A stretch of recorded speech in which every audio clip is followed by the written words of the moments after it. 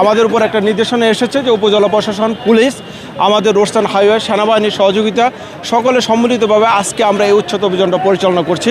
আমাদের ডিস্ট্রিক্ট থেকে হলো যে আমাদের দুজন ম্যাজিস্ট্রেট এসেছে এবং আমাদের এডিশনাল এসপি মহোদয় এসেছে। তো ওনাদের যৌথ সহযোগিতা নিয়ে আমরা এই উচ্ছেদ অভিযানটা সাভারে হেমায়তপুরে পরিচালনা করছি। আপনারা জানেন ইতিপূর্বে আমরা কয়েকবার এই উচ্ছেদ অভিযান পরিচালনা করে আসছিলাম।